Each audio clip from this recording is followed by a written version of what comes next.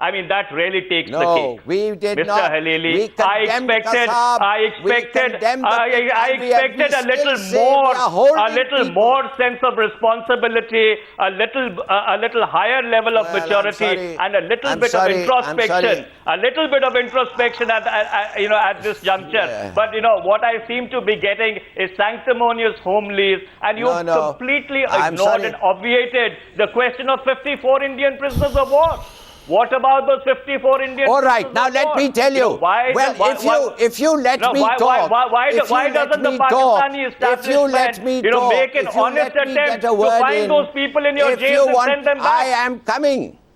I am coming to the Indian prisoners of war if they are in our jails. I myself in the Ministry of Foreign Affairs have, after the 71 war, visited Pakistani jails to make a list of Indian prisoners of war. Time and time again, I, as Director, India Consular in the Foreign Office, visited Indian jails, have been present at the border when there has been an exchange of prisoners. If we do not Mr. want Halili, to may I ask you a keep and question? Sorry to feed interrupt people, no, yeah, if you don't let me talk, then I mean, why are you complaining? No, he's adding an interjection. So let him interject you. Go ahead. I'll give you equal time after that. Yes, Mr. Tiwari is interjecting, Mr. Hilali. Go ahead, Mr. Tiwari. After that, Mr. Hilali, I'll come back. I just wanted to ask you a question. If what you are saying is correct, true and sacrosanct, and I have no reason to disbelieve you, then why is it that the last Indian prisoner who was released, possibly in 2011 or 2012, Mr. Surjit Singh, continues to say, and many before him, that our POWs continue to languish in your jails. So therefore, there is obviously a mismatch somewhere. Why don't you then allow us access to your jails? Well, frankly, first of all, I think that would be a splendid idea, to allowing each other access to jails where they think they have people from Pakistan or India who are detained and who are not being acknowledged. I think that's a fantastic idea. Why not? Why don't you propose it? My point is this, that you insinuate all the time that somehow it is to our advantage. It is to our advantage. Well, if you shoot it down, please take it up at a higher level. It is not to our advantage to keep and feed Indians who have served their sentence. But then, Mr. Hilali, I just don't see Mr. what Hilali, we have to do. Then why don't you just send them back? So send them back, Mr. Hilali. Then why don't you just send them back? Send them back. So I don't know if they're there. So, Mr. Hilali, you understand? Sorry, I don't know if they're there. Mr. Hilali, you understand. You understand where the issue is going. When we started this discussion about 15, 20 minutes back, I asked you one question. And right now, I want you to consider that question and not look at what has happened in Jammu in isolation. I say to you, Mr. Hilali, you wanted credible evidence of Hafiz Saeed. We gave it, you didn't act. We told you speed up the 2611 trial, you don't act. Hina Rabbani Khan says India must be patient. Mr. Goswami, 1 minute. on 101 occasions, no, Mr. Hilali, let me complete. On Mr. Hilali, let me complete. That I didn't interrupt you. No, Mr. Hilali, I didn't interrupt you. Right. Allow me to ask a question. My question to you is, Mr. Hilali, look at the generosity of the government of India, Mr. Hilali. There's Manish Tiwari on the program. Manish Tiwari is the Information and Broadcasting Minister of the country. He knows more than anybody else, though he will not acknowledge it on Times Now, that there are strong sentiments against why India should allow the cross-examination of 4 key witnesses of Mumbai 2611 as demanded by the Pakistanis. And this is despite the expert advice that we should not allow it. We have steadfastly not allowed it in the past. But even in this case, Mr. Hilali, we have allowed it now. In other words, to accommodate you, we are willing to be more than flexible. But on none of the questions we ask you, Mr. Hilali, have you ever responded first of all, with an open mind? First of all, you have a closed mind on all the issues we raised to you. Yes, Mr. Hilali. Don't go around in describing me. Just listen to what I'm saying. I think it's a very good idea that you have allowed it. Yes. Our courts, as you know, are independent. Our courts are sticklers for the implementation of the law. Really? Now, they are being given the opportunity, thanks to the fact that you finally agreed. Great. Let the people be questioned. Do you honestly believe? You see, one thing that flabbergasts me is if you really believe that the government of people of Pakistan would like crooks, thieves, terrorists, and everybody else to plan attacks against another country from here with their permission, knowingly, and only so that they can they get Pakistan into more trouble. No, I don't want to. No, I'm not debating with you, but I must. May I come in for a moment? No. One sec. May I come in for a moment? Mr. Tiwari, please. Yes, Mr. Tiwari. Mr. Haleli, the reality is, and both of us know it, when you sow the wind, you reap the whirlwind.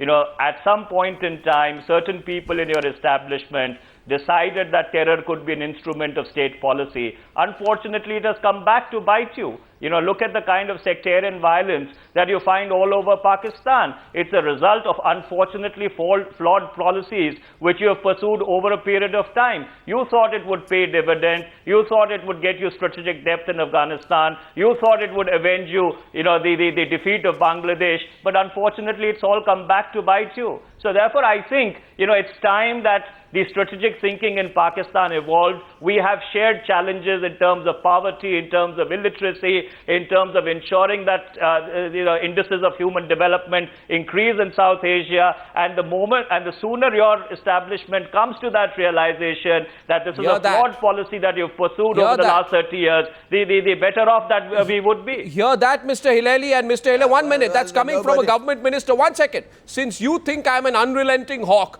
let me tell you, Mr. Tiwari is a member of the UPA2 government, which is accused of being accommodating and conciliatory towards Pakistan. The question that is going to you, Mr. Hilali, is this. This government, of which Manish Tiwari is a responsible minister, is accused of being too conciliatory towards Pakistan for a long period of time, starting from the point of time in September 2006 when Manmohan Singh equated Pakistan with India as a victim of terrorism in Havana 2 months after the July train bombings in Mumbai, and there were people who were angry. Today, the same government is telling you this, that your government is to blame because you forced this game of brinkmanship. You are forcing this game of brinkmanship, Mr. Hilali. This brinkmanship will yield you nothing. The fact of the matter is that when you in India come to the conclusion that much of the propaganda hurled against each other is a way of the pot calling the kettle black, till you grow up, till you take action against the Modis of this world. Oh, Mr. Hilali, that is our internal politics. What you did, what you are doing in Kashmir. No, please. You will. Don't get into. And Mr. Tiwari can sit and talk about all the good things that would happen if our two countries could reconcile their differences and get together. I agree absolutely. He will also agree. He's a sensible man. But the fact of the matter is that when incidents like this take place, you play it up, you deliberately do it to cause hate and Mr. sow Hilali, hate. that's And as a result of that, you make the problems of people who want friendship between the two countries much worse. Don't you realize the damage that your own actions, your own projections of events are causing this? It's unfortunate you are saying that. Mr. Hilali, Mr. Tiwari is responding to you. May I come in for a moment? Yes, Mr. Tiwari. May I just come in for a moment? Mr. Hilali, the reality is that India had dehyphenated itself from Pakistan. We are more than happy in pursuing an independent path which allows the indices of human development of our people to go up. So therefore, to say that Pakistan and India are really on the same page is completely erroneous. This short point that I was trying to make to you is that the sooner your establishment realizes that the policies of the last 3 decades are flawed, and what you see that happened with Sarabjit is actually a manifestation of the same policy, unfortunately, you will not be able to come out of this very vicious cycle of sectarian violence, which you've become a victim of. See what happened to that prosecutor of the 2611 case. Why was he shot dead? If I'm not mistaken, was he not the prosecutor in the Benazir Bhutto assassination case also? So therefore, before you start pointing fingers at us, please introspect. Please introspect as to what your policies have brought your own country to. Mr. Tiwari, the trouble is that you are mistaking one phenomena for another. The phenomena of sectarianism of Talibanism, of extremism in Pakistan has nothing to do with the ordinary folk or the government of Pakistan. We in Pakistan know very well where the extremists get their support, who is funding them, where and what is their agenda. Their agenda is basically, in my view, the takeover of Pakistan, which we are resisting and to which so far 50,000 innocent Pakistanis have died, and which we are bent on doing so, and that is why, despite then you all must the be problems, aware of we what are is going going on in for around free you. and No, fair Mr. elections. Hilali, now the point is this: Mr. Hilali, but isn't that the legacy of the last 30 years? In India, it's not Isn't that the so. legacy of the last 30 years? Isn't that the legacy of the Afghan jihad? Isn't that the legacy of your entire philosophy that you wanted to bleed India with 1,000 cuts? Exactly. So therefore, what you're experiencing in Pakistan today, and it's unfortunate when innocent people die, whether in India or Pakistan, is actually the result of your flawed policies, which you have pursued over all these years. It's the backlash of the Afghan jihad on one side, which has created the Pakistani Taliban. It is the backlash of your policies towards, promoting terror in India as an instrument of state policy, which has now come to bite you in Punjab and other provinces. So therefore, the cumulative baggage of 30 years is what is unfortunately now playing itself out in Pakistan. And the sooner, since you are in an election mode at this point in time, if this becomes a part of the mainstream Pakistani discourse, I think it would help not only India-Pakistan relations, but it would help, the entire cause of peace and prosperity in South Asia. In fact, that is why, Mr. Hilali, that is why you talk. That is why. Can you give me a leave? Let me get a word in between the two of you? I don't seem to get a word in. The fact of the matter is as follows, that if all that you say is true, let us assuming that every word you say is true, tell me, why is it that a country which is 1/10 your size, 1/10 your population, 1/4 your army strength, 1/8 your air force naval strength, and 1/6 your air force strength, is thinking of attacking you?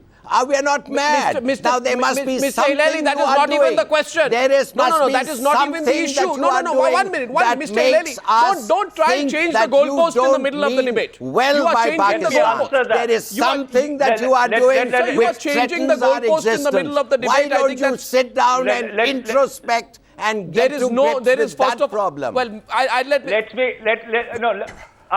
let me answer that. For that, Mr. Hilali, we'll have to rewind the clock back to 1947. The fact of the matter is, and you would not like it if I say it because we acknowledge the existence of Pakistan, but you need to introspect on the idea of Pakistan. You created a state in the name of religion. In 71, it split in the name of language. So therefore, if somebody needs to introspect as to what are the challenges which are really threatening, as you say, and we do not say that, the territorial integrity of Pakistan, it is not India. It is the strains and stresses of the whole idea of Pakistan itself. Pakistan did not split because of language, and it certainly did not split because that lays to ground the theory of Muslims being a separate nation. It split because the government of Pakistan and the rulers of Pakistan over a period of years had acted in such a way that the Bengalis felt it was insufferable. And of course, when their reaction got to you of course stoked the embers and fanned the flames and intervened. But doesn't matter about that. We are responsible for what happened in Pakistan. We are responsible for that. The reality is, Mr. Hilali, it does not disprove Mr. Hilali, the reality is Pakistani Punjabi chauvinism was not prepared to acknowledge Bangla nationalism. So therefore, if I put it simply to say that a state created in the name of religion in 47, split in the name of language in 1971, it was just a way of saying it. We can go into a long explanation and an analysis of really what happened. The short point that I'm trying to make to you, Mr. Hilali, is that possibly because you are in election mode at this point in time, you need to introspect about the stresses and strains on the idea of Pakistan and not be threatened, with regard to India. Insofar as India is concerned, We have never been a threat to any of our neighbors. We acknowledge the existence my of last point. Pakistan. No, we recognize the existence of Pakistan. But what we are not prepared to countenance, what we are not prepared to countenance, and what we are not prepared to tolerate is the use of terror as an instrument of state policy and the killing of our innocent citizens in your jails. That is not what we are prepared to tolerate. I have 1 minute on this debate. And therefore, Mr. Dhilali, you say you are flabbergasted. Let me tell you, I am flabbergasted. I am flabbergasted that there is a man called Najam Sethi who has no experience in government, but despite that has been a journalist, who says something as ridiculous as saying there was not even a hint of a threat on Sarabjit. Then he doesn't know what he's talking about. He doesn't know the place which he's supposed to govern. That's one point. Since you mentioned the word flabbergasted, all of India is flabbergasted that Najam Sethi has said something like that. Finally, Mr. Hilali, since we've come back to the root issue before I wrap up, the question I asked you right at the beginning, there is a background and history to what is happening. Even now, 42 years after 1971 and 5 years, 4.5 to 5 years after 26/11, will you support the game of brinkmanship that your country plays with India? Or do you think your country should now give up this brinkmanship forever? First of all, I think this is utter arrant nonsense. I've never even heard of, even in our private discussions, anybody talk of brinkmanship. I don't know where you get these fantastic ideas out from your actions. Which hat you pull it out of. From all your actions and your inactions. Tell you this. You have permitted a Pakistani in jail to be killed by an Indian army soldier in jail. And 1 day after Sarabjit's murder, I'm sorry to say, that shows how quickly you react. Mr. Hilali, that shows how deep is the animosity as of now, that you harbor. As of now, it's a bad sign. No, as of now, Mr. Hilali, let me set the record straight. Let me set the record. As of now, the gentleman in question is injured. Is not in the condition that you describe him to be. But be that as it may, as I said, it's extremely unfortunate. The perpetrators would be brought to justice, but that still does not deflect from the question that I began with, the question of perception in India that the Pakistani establishment was somehow complicit in what happened to Sarabjit. Well, I'm glad we broadened the subject and we will debate it further. But surely this is time for introspection in Pakistan on the manner in which it has been responding to India all this while. But for that very interesting conversation, Mr. Hilali, seasoned diplomat, and India's Information and Broadcasting Minister Manish Tiwari, I thank you both gentlemen for joining me on this Newshour Debate. Thank you.